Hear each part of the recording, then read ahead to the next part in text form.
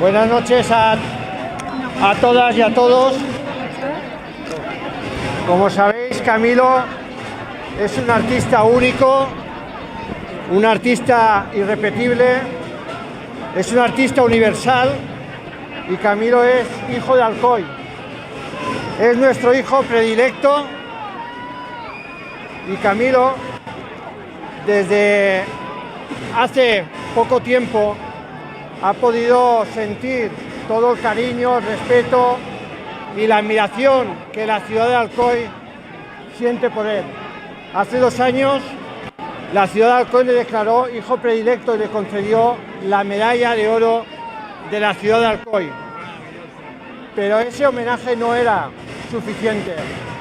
Como nos recordaba el club de fans, hacía falta algo más. Hacía falta que Camilo tuviera su calle en Alcoy. Y Camilo siempre dice que el seu cor és d'Alcoy. I en el cor de tots els alcoians i alcoianes està Camilo.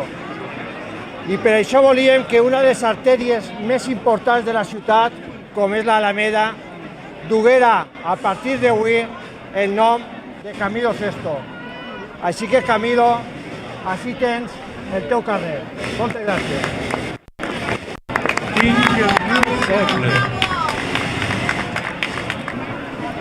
Lo que sí que tinc és el cor en un puny d'agraïment a tot el que és i significa ser alcoià. Cada volta que passeu per ací i xafeu la cera al carrer i se'n recordeu de mi, el meu cor seguirà palpitant i dient que orgull ser d'Alcoy.